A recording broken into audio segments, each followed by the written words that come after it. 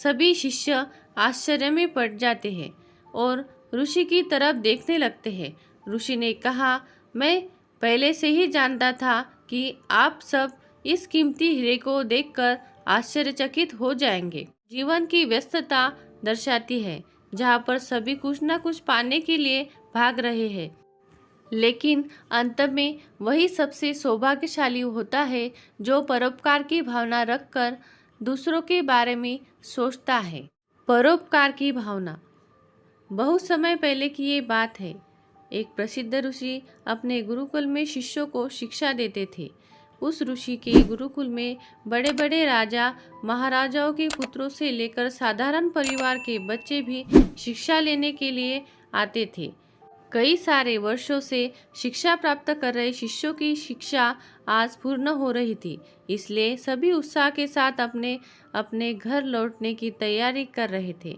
तभी ऋषि ने सभी को मैदान में एकत्रित होने का आदेश दिया। ऋषि का आदेश सुनते ही सभी शिष्य मैदान में एकत्रित हो जाते हैं। ऋषि सभी से कहते हैं कि आज इस गुरुकुल में आप सभी का अंतिम दिन है और मैं चाहता हूँ कि यहाँ से जाने से पहले आप सभी एक दौड़ में हिस्सा लें। इस दौड़ में आपको सिर्फ दौड़ना नहीं है किंतु कूदना भी होगा और अंत में एक अंधेरी सुरंग से भी गुजरना होगा। क्या आप सब इस दौड़ के लिए तैयार हो? सभी शिष्यों ने एक स्वर में कहा, हाँ, हम तैयार हैं। अब दौड़ शुरू हो जाती है। सभी तेजी से दौड़ने लगते हैं। वो सब अंत में उस अंधेरी सुरंग के पास पहुंचे। उस अंधेरी सुरंग में बहुत ज़्यादा अंधेरा था और जगह जगह पर पत्थर भी पड़े थे। पत्थर के चुभने से सभी शिष्यों को पीड़ा होती थी। जहां अभी तक दौड़ में सभी शिष्य एक समान बर्ताव कर रहे थे, वहीं इस अंधेरी सुरंग में सभी का बर्ताव अलग अलग हो गया था। सभी शिष्यों ने जैसे तैसे करके बड़ी कठिनता के साथ ये दौड़ खत्म की और वो सब ऋषि के समक्ष एकत्रित हुए।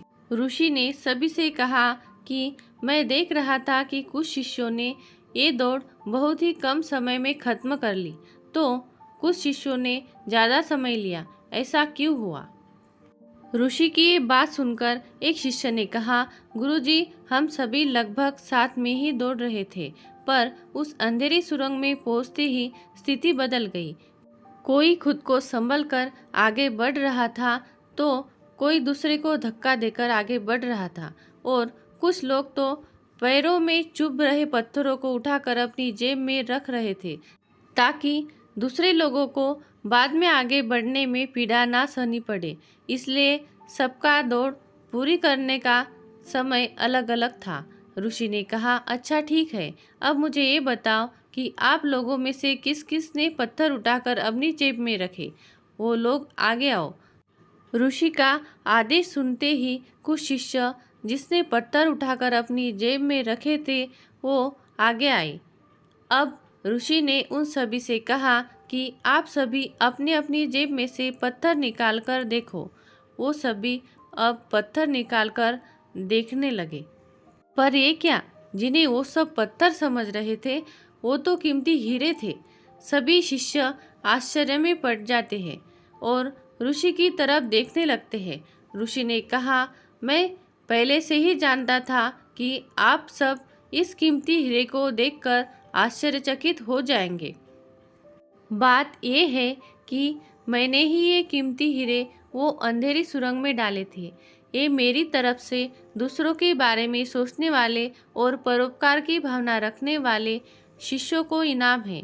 ऋषि ने सभी को समझाते हुए कहा कि ये दौड़ जीवन की व्यस्तता दर्शाती है जहाँ पर सभी कुछ न कुछ पाने के लिए भाग रहे हैं, लेकिन अंत में वही सबसे सौभाग्यशाली होता है जो परोपकार की भावना रखकर दूसरों के बारे में सोचता है। दोस्तों, मुझे आशा है कि यह कहानी आपको पसंद आई होगी और इससे जीवन में नई सीख मिली होगी। कहानी पर आपकी राय कमेंट बॉक्स में जरूर दें और पसंद आई हो तो लाइक, सब्सक्राइब और शेयर करना ना भूलें। बेल आइकन वाला बटन भी दबाएं ताकि आपको नई कहानियों की नोटिफिकेशन मिलती रहे। धन्यवाद।